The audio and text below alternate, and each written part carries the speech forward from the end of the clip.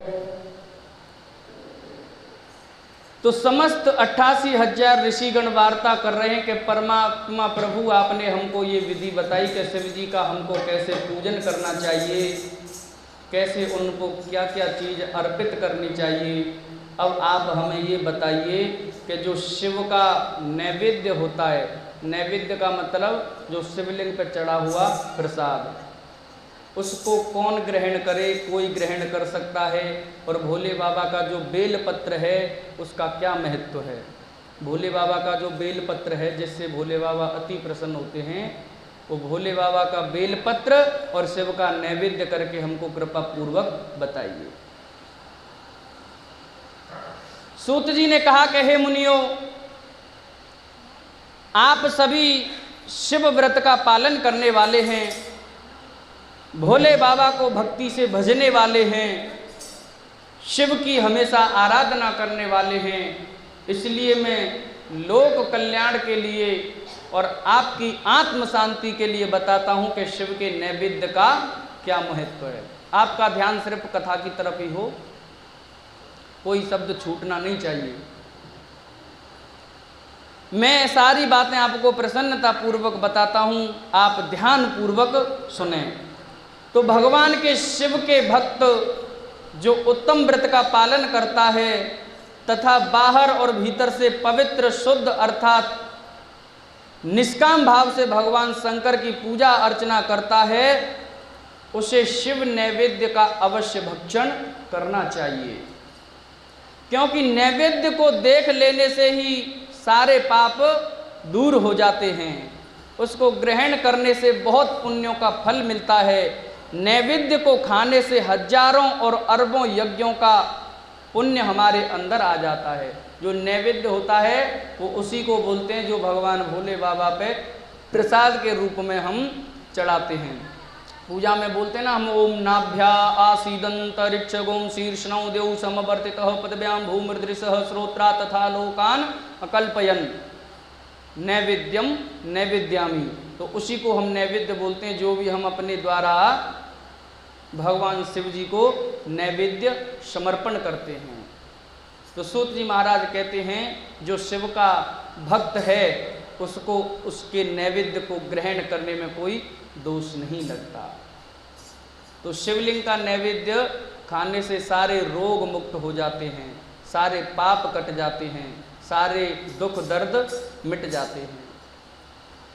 इसके घर में, जिसके घर में शिव जी के नैवेद्य का प्रचार होता है उसका घर तो पवित्र होता ही है, बल्कि वह साथ साथ अन्य घरों को भी पवित्र कर देता है। इसलिए सिर झुकाकर प्रसन्नता पूर्वक एवं भक्ति भावना से इसे ग्रहण करें और इसको खा लें। जो मनुष्य इसे ग्रहण करने या लेने में विलंब करता है, देरी करता है, सोचता है कि शिव का प्रसाद हमको खाना चाहिए या नहीं खाना चाहिए, तो ध्यान देना वह पाप का भागी होता है। तो शिव की दीक्षा से युक्त शिव भक्त के लिए नैवेद्य का महाप्रसाद उसको अवश्य ग्रहण करना चाहिए। जो मनुष्य भगवान शिव के अलावा अन्य देवताओं की दीक्षा भी धारण किए हैं, उनके संबंधों में ध्यान पूर्वक सुनिए ब्राह्मणों। जहाँ से शालिग्राम शिला की उत्पत्ति होती है वहाँ उत्पन्न लिंग में रसलिंग है, पाषाण रजत तथा स्वर्ण में निर्मित लिंग में देवताओं तथा सिद्धों द्वारा प्रतिष्ठित लिंग में केसर लिंग, स्फटिक लिंग, रत्न निर्मित लिंग, समस्त ज्योतिर्लिंगों में विराजमान भगवान शिव के नैवेद्य को ग्रहण करना चाहिए अवश्य। चांद्रायण व्रत के समान पुण्यदायक है शिव का नैवेद्य। शिव नैवेद्य के भक्षण करने एवं उसे सिर पर धारण करने से ब्रह्म हत्या के जैसे भी पाप मुक्त हो जाते हैं, उनसे भी हमको छुटकारा मिल जाता है। और जो मनुष्य भक्ति पूर्वक भक्षण नहीं करना चाहिए, जो चांडाल होते हैं, जो अधर्मी होते हैं, जहाँ चांडालों का अधिकार होता है वहाँ महाप्रसाद भक्ति पूर्वक भक्षण नहीं करना चाहिए, यानी कि ग्रहण नहीं करना चाहिए। कौन? जहाँ पर अपवित्र लोग हों, पापी लोग हों, दुरात्मा लोग हों।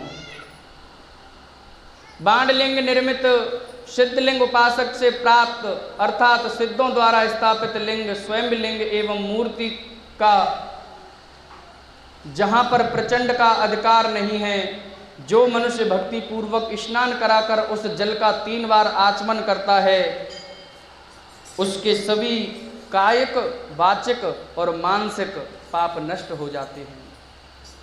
कायिक पाप होता है शरीर का, वाचिक पाप होता है अपने वचन का, और मानसिक पाप आप दिन सुना था उस दिन मन के द्वारा। तो ये तीनों पाप नष्ट हो जाते हैं कब? जब हम भोले बाबा का प्रसाद श्रद्धा पूर्वक ग्रहण कर लेते हैं।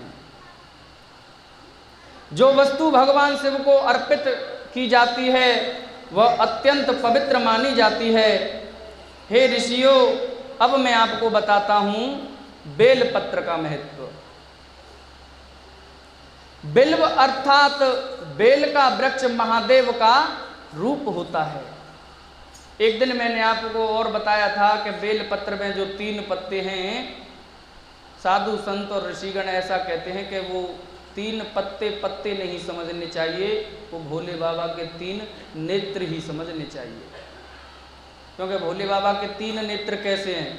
एक इधर और एक ऊपर। आप बेल पत्र को गौर से देखना। ये देखो ये 2 आंख इधर उधर हो गई और बीच में, तो इसको बेल पत्र ही नहीं है, भोले बाबा को 3 नेत्र समझ करके त्रिनेत्रधारी बोलते हैं ना, वही समझ करके शिव को ऐसे करके अर्पण कर देना चाहिए। एक बार प्रेम से कहो शंकर भगवान की। तो हे ऋषियों, बिल्व अर्थात बेल का वृक्ष महादेव का रूप होता है। देवताओं द्वारा इसकी स्तुति की गई है। तीनों लोकों में स्थित सभी तीर्थ बिल्व में ही निवास करते हैं, क्योंकि इसकी जड़ में लिंग रूपी महादेव का वास होता है। जो इसकी पूजा करता है वह निश्चय ही शिव पद को प्राप्त करता है। जो मनुष्य बिल्व की जड़ के पास अपने मस्तक को जल से सींचता है, उसे संपूर्ण तीर्थ स्थलों पर स्नान करने का फल प्राप्त हो जाता है। यानी कि बेल पत्र के पेड़ के नीचे बैठ करके कोई मनुष्य जल के छींटे भी दे लेता है तो उसको गंगा आदि नदियों का स्नान करने का परम सौभाग्य तत्काल प्राप्त हो जाता है। क्योंकि गंगा भी सिर्फ भगवान भोले बाबा की जटाओं में समाहित है, और जो बेल पत्र का पेड़ है वो भी भोले बाबा का स्वरूप है। तो बिल्व की जड़ों को पूरा पानी से भरा देखकर भगवान शिव संतुष्ट एवं प्रसन्न होते हैं। जो मनुष्य बिल्व की जड़ों अर्थात मूल भाग का फूल, चावल, रोली मोली इत्यादि से पूजन करता है, वह सीधा कहाँ पर जाता है? शिवलोक। वो शिवलोक को प्राप्त करता है। कौन? जो भोले बाबा के बेल पत्र की पूजा करता है, दीपदान करता है, धूप बत्ती जला करके वहाँ पर 2 मिनट बैठ करके ओम नमः शिवाय का जाप करता है, रोली मोली से उसका पूजन करता है, वह शिवलोक में श्रद्धा पूर्वक शिव गणों द्वारा शोभायमान पाता है। उसे संतान और सुख की प्राप्ति होती है। जिसके कोई संतान नहीं है, जिसके यहाँ पर सुख और शांति नहीं है, जो कलेश से पीड़ित है, जिसमें विद्या नहीं है, बुद्धि नहीं है, जो पुत्र प्राप्ति के लिए कोई यज्ञ करवाना चाहता हो, तो कोई बात नहीं, हमारी और आपकी सामर्थ्य न हो तो भोले बाबा के जो बेल पत्र का पेड़ है, सोमवार वाले दिन जाकर के वहाँ पर 10-11 मिनट जितना भी आपके पास समय है, जितना भी दे सको, यदि काल प्रातः काल हो सवेरे का और आपका सुच्चा मुंह हो, यानी कि आपने जल भी ग्रहण न किया हो और स्नान आदि से निवृत्त होकर के गले में रुद्राक्ष की माला हो आपके में, पीला घिसा हुआ भोले बाबा का आपके मस्तक पर चंदन हो और आपका चित्त शुद्ध हो, भक्ति भाव से बेल पत्र के पेड़ के नीचे बैठ जाना और वहाँ पर सबसे पहले अपने आप को आचमन इत्यादि पवित्र करके आसन जो हो आपके पास वो कुशाका हो। कुशाका जो आसन होता है वो सबसे पवित्र माना जाता है। तो उस पर बैठ करके धूप दीप जलाएं। धूप दीप जला करके जैसे शिवलिंग पे आप जल अर्पित करते हो उसी प्रकार भोले बाबा को वहाँ पर समझकर उसकी जड़ों में सबसे पहले एक लोटा जल अर्पित करें। लोटा भी आपका तांबे का होना चाहिए। जल अर्पित करके आप धूप दीप पहले जलाई लोगे तो जैसे भोले बाबा का पूजन करते हो रोली मोली से, फूल फल से, कुछ मीठे का वहाँ पर भोग लगाएं और उस भोग को लगा करके आप स्वयं पान कर लेना। ऐसा 7 सोमवार यदि आप करते हो तो फल आपको, रिजल्ट आपको आपके सामने ही आ जाएगा। ये शिव पुराण ऐसा कहती है कि बेलपत्र के वृक्ष के नीचे बैठ करके जो भी शिव भक्त श्रद्धा भक्ति से शिव का माता पार्वती सहित भक्ति भाव से पूजन करता है, जप करता है, पाठ करता है, तो उसको भगवान भक्ति सहित अपना भक्त मान करके उसके समस्त संकटों को दूर करते हैं। प्रेम से कहो शंकर भगवान की। तो भक्ति पूर्वक पवित्र मन से बिल्व की जड़ में दीपक जलाने वाला मनुष्य सब पापों से छूट जाता है। इस वृक्ष के नीचे जो मनुष्य एक शिव भक्त या एक ब्राह्मण को भोजन कराता है, यदि आपसे कोई साधु संत या ज्योतिषी कोई तांत्रिक ये बोले कि मैं तेरे लिए ये काम तेरा करवा दूंगा परंतु तुझे एक काम करना पड़ेगा, और वो बोल दे कि तू 1 करोड़ ब्राह्मणों को भोजन करा दे, तो आप बताइए हमारी इतनी सामर्थ्य है जो 1 करोड़ ब्राह्मणों को भोजन कराएं। 1 करोड़ ब्राह्मणों को यदि भोजन करा भी दें तो उनको कम से कम 1-1 रुपया भी दक्षिणा में देंगे तो कितने हो गए? 1 करोड़ हो गए। 1 करोड़ हो गए ना। पहले तो उनकी 1 करोड़ ब्राह्मणों की या भक्तों की भोजन की व्यवस्था करो, सारे सिर के बाल नीचे आ जाएंगे। और दूसरा उनको कहते हैं कि कोई दक्षिणा में 1-1 रुपया भी दे दो तो 1 करोड़ वो हो गए, तो लगा लो कितना। परंतु शिव पुराण ऐसा कहती है कि किसी एक ब्राह्मण को बेलपत्र के पेड़ के नीचे बैठकर बिठाकर श्रद्धा पूर्वक खीर का या जो भी भोजन करा सको आप, जिसको एक कच्चा होता है और एक पक्का होता है। पक्के अन्न में आती हैं पूड़ियाँ वगैरह और जो कच्चा होता है उसमें चपातियाँ, रोटियाँ। तो पक्के अन्न का भोजन करा दें तो आपको 1 करोड़ ब्राह्मणों को भोजन कराने का फल तत्काल प्राप्त हो जाएगा। प्रेम से कहो बम बम। तो शिव पुराण कहती है कि बेल के वृक्ष के नीचे बिठाकर शिव भक्त को या ब्राह्मण को आप श्रद्धा पूर्वक एक कोई ज़्यादा नहीं, 1 कोई भोजन करा दें और उससे मन से आशीर्वाद प्राप्त कर लें। और यदि उसने बोल दिया कि तेरा कल्याण हो तथास्तु, तो वो आशीर्वाद ब्राह्मण के मुख से नहीं निकलेगा, वो निकलवाएगा कोई और, शरीर होगा ब्राह्मण का, परंतु भोले बाबा वहाँ पर अवश्य होंगे, क्योंकि जो शिव पुराण में लिखा है किसी ने तो ये गलत नहीं लिखा। तो शिव पुराण में कहते हैं कि बेल के पेड़ के नीचे एक ब्राह्मण को बिठाकर जो भोजन कराता है उसको 1 करोड़ ब्राह्मण भोजन कराने का फल प्राप्त होता है। इस वृक्ष के नीचे दूध घी में पके अन्न का दान करने से दरिद्रता दूर होती है। दरिद्रता किसको बोलते हैं? गरीबी को। और उस दिन मैंने आपको बताया था ना कि सबसे बड़ा कष्ट यदि इस दुनिया में है तो वो गरीबी है। टूट जाता है गरीबी में वो रिश्ता जो सबसे खास होता है, और पराये भी अपने हो जाते हैं जब वो पैसा पास होता है। तो जो कोई दरिद्री हो, निर्धन हो, बेचारे के पास धन नहीं हो, तो वो बेल पत्र के पेड़ के नीचे दूध घी में पके अन्न का दान करे किसी भूखे भिखारी को या फकीर को, और जब आप उसको भोजन कराओगे तो आपकी दरिद्रता समाप्त हो जाएगी। प्रेम से बोलो शंकर भगवान की। हे ऋषियों, प्रवृत्ति और निवृत्ति के 2 मार्ग बताए गए हैं। प्रवृत्ति के मार्ग में पूजा पाठ करने से मनोरथ पूर्ण होते हैं और यह संपूर्ण अभिष्ट फल प्रदान करता है। किसी सुपात्र गुरु द्वारा विधि विधान से पूजन कराएं। अभिषेक के बाद अगहनी यानी कि अग्नि में चावल बनाएं और नैवेद्य अर्पण करें। पूजा के अंत में शिवलिंग को संपुट में विराजमान कर घर में किसी शुद्ध स्थान पर रख दें। निवृत्ति मार्गी उपासकों को हाथ में ही पूजा करना चाहिए। भिक्षा में प्राप्त भोजन को ही नैवेद्य के रूप में अर्पित कर दें और निवृत्ति पुरुषों के लिए सूक्ष्म लिंग ही श्रेष्ठ है। विभूति से पूजन करें तथा विभूति को ही निवेदित करें। पूजा करने के उपरांत लिंग को मस्तक पर धारण करके नमस्कार करके बोले कि हे भोले बाबा, मैंने अपना कर्म कर दिया है, अब आगे तेरा तू जाने और तेरा काम जाने। आ गया दर पे तेरे सुनाई हो जाए, जिंदगी से दुखों की विदाई हो जाए।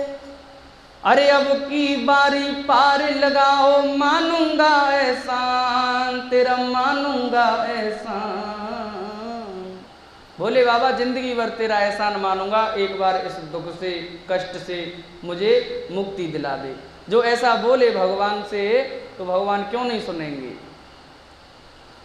ऋषि बोले कि हे व्यास शिष्य सूत जी, आपको नमस्कार है, हम पर कृपा करें, हमें परम उत्तम रुद्राक्ष तथा शिव नाम की महिमा का महात्म सुनाइए। जैसे भगवान कृष्ण को अति प्रिय किसकी माला? तुलसी की माला, ऐसे ही भोले बाबा को रुद्राक्षों की माला प्रिय। सभी देवता का अपना अपना एक स्वभाव होता है, सबका अपना अपना एक रूप होता है। रुद्राक्ष तथा शिव नाम की महिमा का हमें महात्म सुनाइए। सूत जी बोले कि हे ऋषियों, आपने बहुत ही उत्तम तथा समस्त लोगों के हित की बात पूछी है। भगवान शिव की उपासना करने वाले मनुष्य धन्य हैं, उनका मनुष्य होना सफल हो गया, साथ ही शिव भक्ति से उत्पन्न कुल का उद्धार हो गया। जो मनुष्य अपने मुख में सदा शिव और शिव नामों का उच्चारण करते हैं, पाप उनका स्पर्श भी नहीं कर पाते। जो हमेशा अपने मन में ओम नमः शिवाय ओम नमः शिवाय ऐसा जपते रहते हैं, तो पाप उनका भूल करके भी स्पर्श नहीं कर सकते। पाप शिव भक्तों से कोसों दूर रहते हैं। भस्म, रुद्राक्ष और शिव का नाम, भोले बाबा का नाम, शिव, महादेव, जितने भी नाम हैं, गंगाधारी, जटाधारी, त्रिशूलधारी, अवगढ़दानी, ये भोले बाबा का जो भी आपको नाम अच्छा लगे। एक तो शिव जी का नाम और दूसरा शिव जी के गले में जो माला है जिसका नाम है रुद्राक्ष की, और एक भोले बाबा की भस्म। ये तीनों त्रिवेणी के समान महापुण्य हैं। इन तीनों के निवास और दर्शन मात्र से ही त्रिवेणी के स्नान का फल प्राप्त हो जाता है। त्रिवेणी किसको बोलते हैं पता ही है, त्रिवेणी का संगम होता है जो गंगा, यमुना, सरस्वती। तो जो भोले बाबा का भस्म है वो गंगा है, भोले बाबा की जो रुद्राक्ष की माला है वो यमुना है, और भोले बाबा की जो शिव का नाम है महादेव है वो सरस्वती है। तो गंगा, यमुना, सरस्वती, ये तीनों का संगम भोले बाबा अपने साथ लिए पड़ते हैं। और आपको पता है कि गंगा जी तो भोले बाबा के हमेशा शीश में विराजमान रहती है। इन तीनों के निवास और दर्शन मात्र से ही त्रिवेणी के स्नान का फल प्राप्त हो जाता है। इसका निवास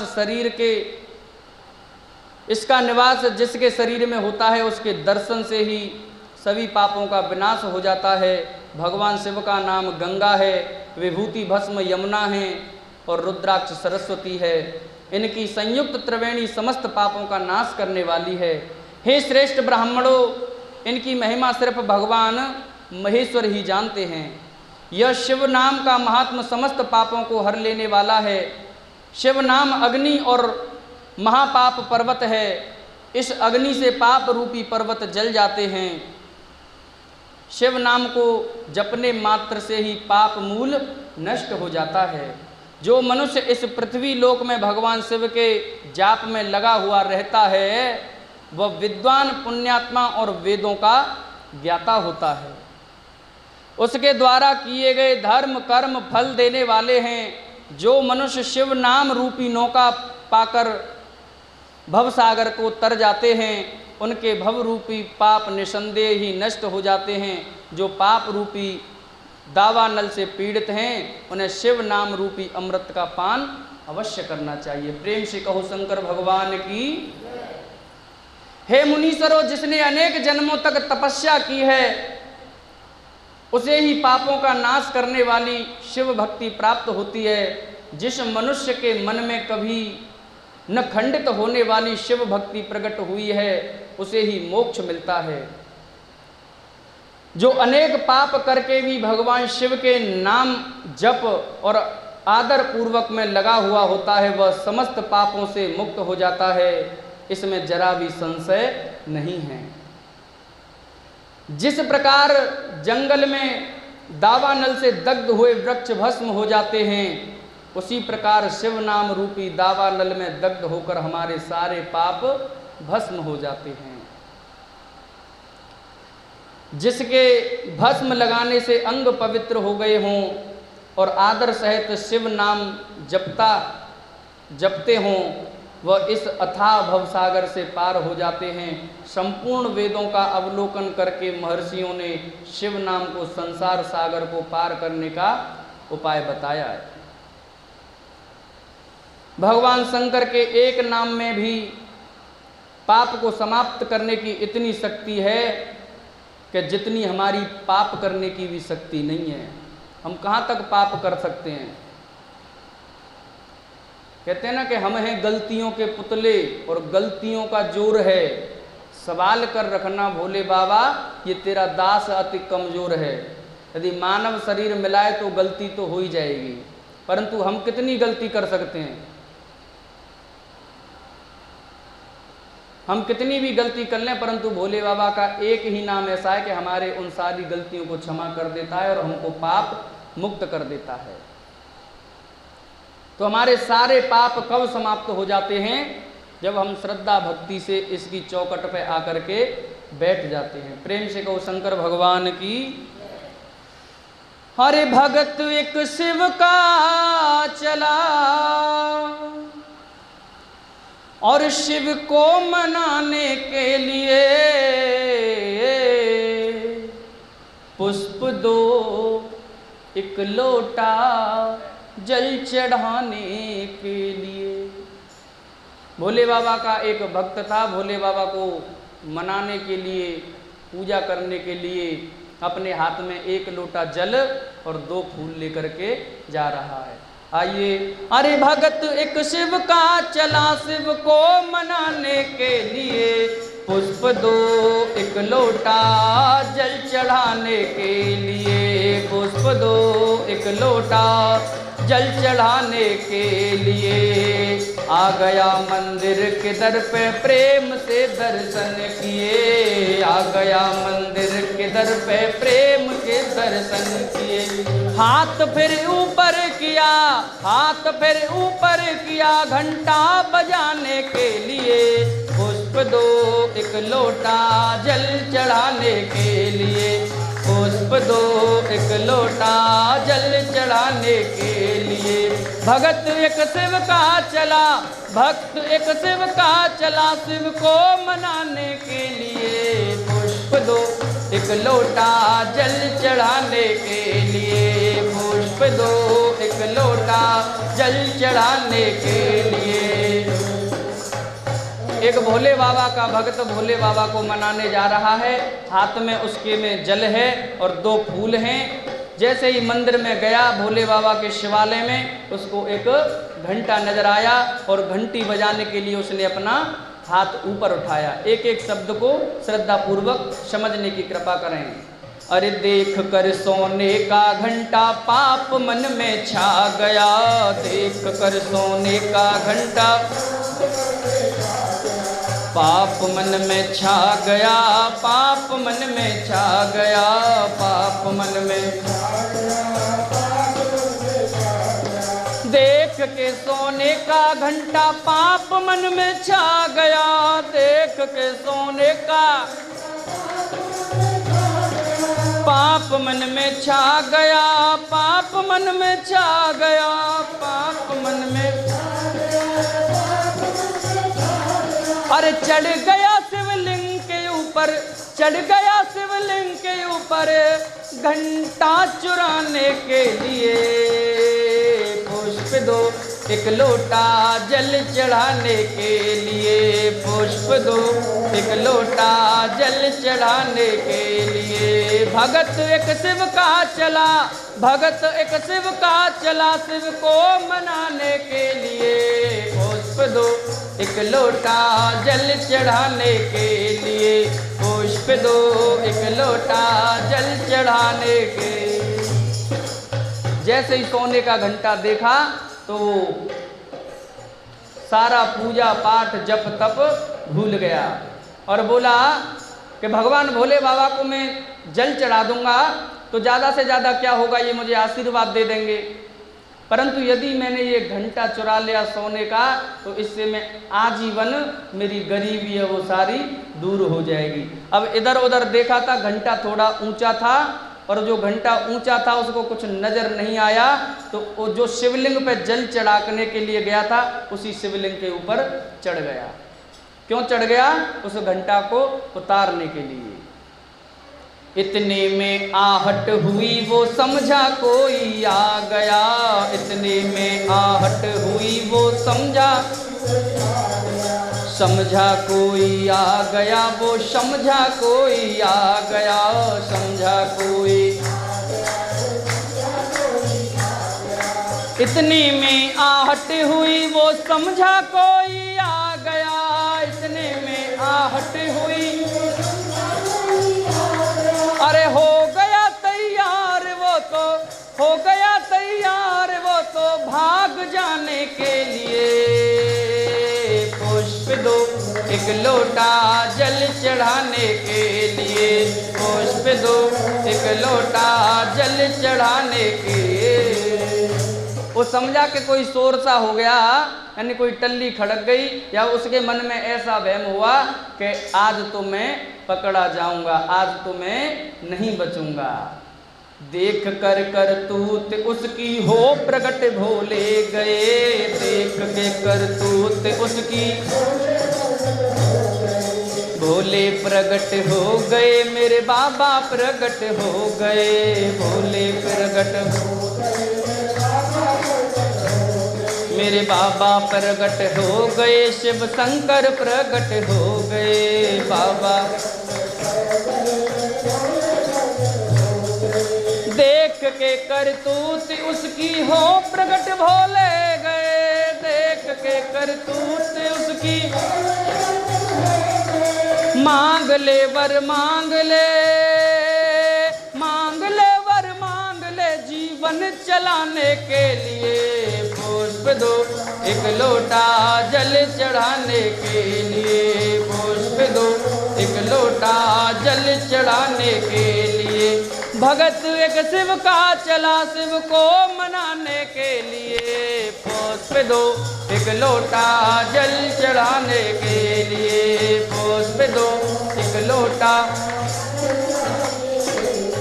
भोले बाबा साक्षात प्रकट हो गए और बोले कि तू बेटा जो मर्जी चाहे आज वरदान मांग ले। अब वो तो ऐसे कपने लग गया कि मैंने कौन सा ऐसा पुण्य का काम किया है, मैं तो आपका ये घंटा चुराने वाला था, और चलो घंटा चुरा भी लेता तो कोई बात नहीं, मैंने तो इतना अधर्म किया है, इतना पाप किया है कि कोई महापापी दुरात्मा पापात्मा कोई भी नहीं कर सकता। दुनिया पर इन क्या क्या नहीं चढ़ाती, कोई सोना चांदी रुपया पैसा हीरा मोती जवाहरात सब कुछ चढ़ाते हैं, परंतु मैंने तो अपने पैरों के नीचे आपको रखा है। प्रभु मुझे क्या पता कि आप इतने दयालु हैं। तो भोले बाबा ने उनसे एक बात कही, लोग तो फल फूल ही मुझ पे चढ़ाते हैं सदा, लोग तो फल फूल ही मुझ पे चढ़ाते हैं सदा, और तूने तो खुद को चढ़ाया मुझको रिझाने के लिए। लोग तो फल फूल ही मुझ पे चढ़ाते हैं सदा, लोग तो फल फूल ही, लोग तो फल फूल ही मुझ पे चढ़ाते हैं सदा, लोग तो फल फूल ही। तूने तो खुद को चढ़ाया, तूने तो खुद को चढ़ाया, मुझको रिझाने के लिए पुष्प दो एक लोटा जल चढ़ाने के लिए, पुष्प दो एक लोटा जल चढ़ाने के लिए। अरे लोग तो मेरे पास फल चढ़ाते हैं, फूल चढ़ाते हैं, ज़्यादा से ज़्यादा पैसे चढ़ा देते हैं, भांग धतूरा बेलपत्र ये सब कुछ चढ़ा देते हैं, परंतु आज कोई पहली बार ऐसा मिला है जिसने अपने आप को मुझे समर्पित कर दिया, इसीलिए इनका नाम है भोले भंडारी। अब उसको बताओ कितनी शर्म पड़ी होगी। गिर के चरणों में तभी वो रोके यूं कहने लगा, गिर के चरणों में तभी वो रोके यूं कहने, गिर के चरणों में तभी वो रोके यूं कहने लगा, गिर के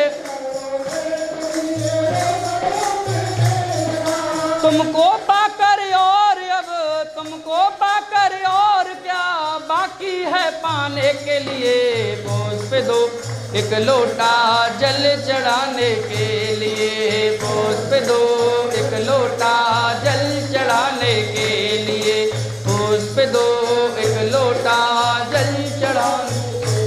जब भोले बाबा ने उससे कहा कि तू वरदान मांग ले अपना जीवन चलाने के लिए, तो वो कहता है कि भोले बाबा योगी होते हैं, साधु होते हैं, संत होते हैं, अमलात्मा होते हैं, विमलात्मा होते हैं, 24 घंटे तुम्हारी वो इतनी भक्ति तप करते हैं, तब भी आप उनको एक क्षण के लिए दर्शन नहीं देते, परंतु आज आप उनको दर्शन नहीं देते, आज तो आप मेरे सामने साक्षात खड़े हो, तो बताओ अब आपको पाने के लिए और क्या पाने की जरूरत है। आपकी मुस्कुराहट देख ली, उसी दिन से उसने बोल दिया कि आज से मैं हमेशा आपका भक्त रहूंगा, क्योंकि भगवान ने इतना कुछ दिया है हमको। किसी भक्त कहते हैं ना, धन दौलत क्या मांगे, मुस्कान जो दी तुमने, हम भगत प्रेमियों की पहचान जो दी तुमने, किस्मत को बनाते हो और किस्मत से क्या मांगे, जब बिन बोले मिलता तो बोल के क्या मांगे, जब बिन बोले मिलता तो बोल के क्या मांगे। कभी कभी हम अपना घाटा कर लेते हैं, भगवान के दरबार में जाकर के बोल देते हैं कि भगवान हमें ये दे दे, भगवान हमें वो दे दे, क्या पता वो हमको उससे जितनी हमारी मांगने की सामर्थ्य नहीं, उससे ज़्यादा देने के मूड में बैठा हो। तो भगवान से इतना ही बोल देना कि आपने जो मुस्कुराहट दी है और क्या दे दिया, इतना अच्छा शरीर दे दिया, क्या जाएगा साथ। धनानि भूमो पशुवश्च गोष्ठे, नारी गृह द्वार जना शमशाने, देहश्चितायाम परलोक मार्गे, धर्मो ही गो गच्छति जीवेक। उस दिन बताए तो था आपको पहले दिन के सब कुछ नहीं रह जाएगा। तो दरबार में जाओ कभी तो बस इतना ही मांगना, प्रभु कुछ देना या मत देना कोई बात नहीं, परंतु रखना अपनी सेवा में, रखना अपने चरणों में, क्योंकि हमारे द्वारा किया गया धर्म कर्म यही हमारे साथ में जाने वाला है। एक बार प्रेम से बोलो शंकर भगवान की। तो कहते हैं प्रभु हमें वो बात बताइए कि रुद्राक्ष धारण करने से हमको क्या प्राप्त होता है। सूत जी कहते हैं महाज्ञानी शिव स्वरूप शौनक भगवान शंकर के प्रिय रुद्राक्ष का महात्म्य मैं तुम्हें सुना रहा हूँ। यह रुद्राक्ष परम पावन है, इसके दर्शन स्पर्श एवं जप करने से समस्त पाप नष्ट हो जाते हैं, और ये तीनों हम कर सकते हैं। दर्शन तो कर ही लेंगे कब, जब हमारे गले में होगा, और स्पर्श कब करेंगे, जब हम इसको जपेंगे। दर्शन स्पर्श और जप करने से सारे पाप क्या हो जाते हैं, नष्ट हो जाते हैं। इसकी महिमा तो स्वयं सदाशिव ने संपूर्ण लोगों का कल्याण करने के लिए देवी पार्वती को सुनाई। भगवान शिव बोले कि हे देवी, तुम्हारे प्रेम बस भक्तों के हित की कामना से रुद्राक्ष की महिमा का वर्णन कर रहा हूँ। पूर्व काल में मैंने मन को संयम में रखकर हजारों दिव्य वर्षों तक घोर तपस्या की। एक दिन अचानक मेरा मन क्षुब्ध हो उठा और मैं सोचने लगा कि मैं संपूर्ण लोगों का उपकार करने वाला स्वतंत्र परमेश्वर हूँ। अतः मैंने लीलावश अपने दोनों नेत्र खोल दिए। जब हम तप करते हैं तो आंखें बंद करके करते हैं, हमारा ध्यान भगवान के चरणों में रहता है। तप खुलते ही यानी कि भोले बाबा के नेत्र खुल गए। तो नेत्र खुलते ही मेरे नेत्रों से जल की झड़ी लग गई और उसी से गौड़ देश से लेकर मथुरा, अयोध्या, काशी, लंका, मदराचल पर्वत आदि स्थानों में रुद्राक्ष के पेड़ अपने आप उगने लग गए।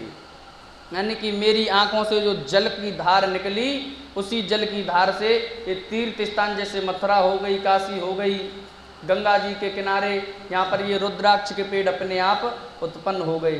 तभी से इसका महत्व बढ़ता गया, क्योंकि ये भोले बाबा की नेत्रों से प्रकट हुए। वेदों में भी इसकी महिमा का वर्णन किया है। इसलिए रुद्राक्ष की माला समस्त पापों का नाश कर भक्ति और मुक्ति देने वाली है। ब्राह्मण, वैश्य, क्षत्रिय और शूद्र जातियों में जन्मे शिव भक्त सफ़ेद, लाल, पीले या काले रंग के रुद्राक्ष धारण करें। मनुष्यों को जाति अनुसार ही रुद्राक्ष धारण करना चाहिए। वैसे तो आंवले के फल के बराबर रुद्राक्ष को श्रेष्ठ माना जाता है। जो बेर होता है, बेर के फल के बराबर को मध्य श्रेणी का, और जो चने के आकार का रुद्राक्ष होता है उसको निम्न श्रेणी का यानी कि छोटा बोलते हैं। भोले बाबा कहते हैं माता पार्वती से, हे देवी, बेर के समान रुद्राक्ष छोटा होने पर भी लोक में उत्तम फल देने वाला है तथा सुख सौभाग्य की वृद्धि करने वाला होता है। जो रुद्राक्ष आंवले के बराबर होता है वह सभी अनिष्टों का विनाश करने वाला तथा सभी मनोरथों को पूर्ण करने वाला होता है। रुद्राक्ष जैसे जैसे छोटा होता है वैसे ही वैसे अधिक फल प्रदान करने वाला होता है। पापों का नाश करने के लिए रुद्राक्ष धारण अवश्य करना चाहिए। यह संपूर्ण अभिष्ट फलों की प्राप्ति सुनिश्चित करता है। लोक में मंगल में रुद्राक्ष जैसा फल देने वाला कुछ भी नहीं है। समान आकार वाले चिकने, गोल, मजबूत, मोटे, कांटेदार रुद्राक्ष को उभरे हुए छोटे छोटे दानों वाले रुद्राक्ष सब मनोरथ सिद्धि एवं भक्ति मुक्तिदायक हैं। किंतु ध्यान रखना, कीड़ों द्वारा खाए गए, टूटे फूटे कांटों से युक्त तथा जो पूरा गोल न हो, इस 5 प्रकार के रुद्राक्षों का त्याग कर देना चाहिए। क्योंकि जैसे हम खंडित मूर्ति अपने घर में नहीं रखते, तो खंडित रुद्राक्ष को या खंडित माला को हम अपने गले में भी धारण नहीं कर सकते। जिसका एक मन का भी टूटा हुआ हो, जो गोल न हो, थोड़ा टेढ़ा मेढ़ा हो, क्योंकि जब भी आप जाओ लेने तो पूरी तरह पहले उसको 2-3 बार देख लेना। जिस रुद्राक्ष में अपने आप डोरा पिरोने के लिए छेद हो वही उत्तम माना जाता है।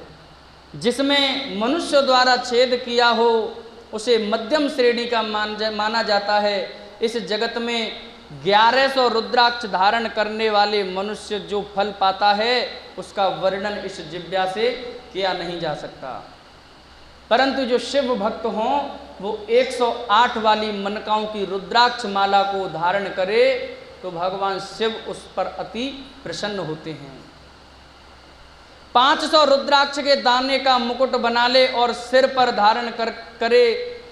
360 दानों का हार बना ले। ऐसे 3 हार बनाकर उनको यज्ञोपवीत धारण करे। महर्षियों, सिर पर ईशान मंत्र से, कान में तत्पुरुष मंत्र से रुद्राक्ष धारण करना चाहिए। कहती है शिव महापुराण के गले में रुद्राक्ष, मस्तक पर त्रिकुंडधारी तिलक और मुख में ओम नमः शिवाय मंत्र का जाप करने वाला मनुष्य यमपुरी में कभी नहीं जाता, नरक में नहीं जाता। कहाँ जाता है? शिवलोक में। कौन जाता है? जो रुद्राक्ष की माला अपने गले में धारण करता है। कर ही सकते हो। भस्म का यदि आप त्रिकोण 3 रेखाओं वाला तिलक बता दें तो भी आप लगा ही लोगे, परंतु सबसे कठिन क्या है? जिह्वा पे इसका नाम। यदि आपने भगवान का ओम नमः शिवाय का जाप नहीं किया, शिव का नाम नहीं लिया, भोले बाबा का पूजन पाठ भक्ति नहीं किया, तो ये दोनों किसी काम के नहीं है। या तो किसी चीज को करो तो दिल से करो, अन्यथा हाथ जोड़ करके ही प्रणाम कर दो। तो जो ये तीनों को धारण करता है वह यमपुर में नहीं जाता। रुद्राक्ष माला पर मंत्र जपने का करोड़ों गुना फल मिलता है। 3 मुख वाला रुद्राक्ष साधन सिद्धि कराता है। अब रुद्राक्ष देखिए कितने मुख वाला होता है और कौन से मुख वाला क्या देता है। जो 3 मुख वाला रुद्राक्ष होता है वह साधन सिद्धि कराता है एवं विद्याओं में निपुण बनाता है। जो 4 मुख वाला रुद्राक्ष होता है वह ब्रह्म स्वरूप है। इसके दर्शन एवं पूजन से नर हत्या का पाप छूट जाता है। यह धर्म, अर्थ, काम और मोक्ष यानी कि चारों पदार्थों को प्रदान करने वाला है और पुरुषार्थ का फल देने वाला है। जो पंचमुखी रुद्राक्ष होता है, 5 मुख वाले रुद्राक्ष को कालाग्नि अर्थात पंचमुखी कहा जाता है। यह सर्व कामनाओं को पूर्ण कर मोक्ष प्रदान करने वाला है। अभोग्य स्त्रियों को भोगने के पाप तथा भक्षण के पापों से मुक्त करा देता है। जो 6 मुखी वाला रुद्राक्ष होता है ये कार्तिकेय का स्वरूप होता है। इसको सीधी बाहों में बांधने से ब्रह्म हत्या के दोष से मुक्ति मिल जाती है। 6 मुखी रुद्राक्ष अपनी बाएं में भी इसको बांध सकते हैं। जो सप्तमुखी रुद्राक्ष होता है, धारण करता है, उसके यहाँ धन धान्य की प्राप्ति होती है, धन की वर्षा होती है। 8 मुखों वाला रुद्राक्ष होता है वह भैरव का स्वरूप होता है। इसे धारण करने से लंबी आयु की प्राप्ति होती है, दीर्घ आयु मिलती होती है और मरने पर शिव पद प्राप्त होता है। 9 मुखों वाला रुद्राक्ष भैरव तथा कपिल मुनि का स्वरूप माना जाता है और भगवती दुर्गा उसकी अधिदाष्ट्री देवी मानी गई है। इसमें इसे बाएं हाथ में धारण करने से समस्त वैभवों की प्राप्ति होती है। 10 मुख वाला रुद्राक्ष साक्षात भगवान विष्णु का रूप है। इसे धारण करने से सभी मनोरथ पूर्ण हो जाते हैं। 11 मुख वाला रुद्राक्ष रुद्र रूप यानी भोले बाबा के समान होता है। इसको धारण करने से मनुष्य को सब स्थानों पर विजय प्राप्त होती है। 12 मुख वाले रुद्राक्ष को बालों में धारण करने से मस्तक पर 11 सूर्यों के समान तेज प्राप्त होता है। उसका चेहरा हमेशा चमकता रहता है जो 11 मुखी रुद्राक्ष को धारण करता है। 12 मुख वाले रुद्राक्ष को बालों में धारण करने से मस्तक पर सूर्यों के समान तेज प्राप्त होता है। 13 मुख वाला रुद्राक्ष विश्व देवों का स्वरूप है। इसे धारण करने से सौभाग्य और मंगल का लाभ मिलता है। 14 मुख वाला रुद्राक्ष जो अंतिम रुद्राक्ष है ये साक्षात शिव स्वरूप होता है। इसे भक्ति पूर्वक मस्तक पर धारण करने से समस्त पापों का नाश हो जाता है। इस प्रकार मुखों के भेद से रुद्राक्ष के 14 भेद बताए गए हैं। हे पार्वती जी, अब मैं तुम्हें रुद्राक्ष धारण करने का मंत्र बताता हूँ। यानी कि आप रुद्राक्ष ले आए और बिना मंत्र के वो आपने धारण कर लिया तो वो काम करने वाला नहीं है। एक बार मैं आपको इसमें बता देता हूँ, बाकी शाम को आप हनुमानगढ़ी मंदिर के ग्रुप में जुड़ रहे हैं, इसका फोटो मैं आपको भेज दूंगा। उसमें देख लेना कि यदि 14 मुख तक के रुद्राक्ष होते हैं कि वो कौन से मंत्र से जप करना चाहिए। आप ध्यान दें कि जो 1 मुखी रुद्राक्ष होता है उसका मंत्र है ओम ह्रीं नमः। दूसरे नंबर का है उसका नाम है कल्ला ओम नमः। तीसरे नंबर का है उसका नाम है क्लीं नमः। चौथा नंबर है ओम ह्रीं नमः। 5वां नंबर है ओम ह्रीं नमः। 6वां नंबर है ओम ह्रीं हूं नमः। 7वां नंबर है ओम हूं नमः। 8वां नंबर है ओम हूं नमः। 9वां नंबर है ओम हूं नमः। 10वां नंबर है ओम ह्रम हूं नमः। 11वां नंबर है ओम ह्रीम हूँ नमः, 12वां नंबर है ओम हूँ नमः, 13वां नंबर है ओम क्रोम छोरो नमः, और जो 14वां नंबर है उसका नाम है ओम ह्री नमः। ये 14 मंत्र हैं जिनको धारण करके आप जो भी मुख वाला रुद्राक्ष धारण करो तो आप ये मंत्र बोल करके धारण कर लें, जिससे वो पावन और पवित्र और फल देने वाला प्राप्त हो। प्रेम से कहो शंकर भगवान की। इन 14 मंत्रों द्वारा क्रमशः 1 से लेकर 14 मुख वाले रुद्राक्ष को धारण करने का विधान है। साधक को नींद और आलस्य का त्याग कर श्रद्धा भक्ति से मंत्रों द्वारा रुद्राक्ष धारण करना चाहिए। रुद्राक्ष की माला धारण करने वाले मनुष्य को देखकर भूत प्रेत पिशाचनी डाकनी सांकनी सारे दूर भागते हैं। रुद्राक्षधारी पुरुष को देखकर स्वयं भगवान विष्णु, देवी दुर्गा, गणेश, सूर्य तथा अन्य देवता प्रसन्न हो जाते हैं। इसलिए धर्म की वृद्धि के लिए भक्ति पूर्वक मंत्रों द्वारा विधिवत रुद्राक्ष धारण हमको अवश्य करना चाहिए। प्रेम से कहो बम बम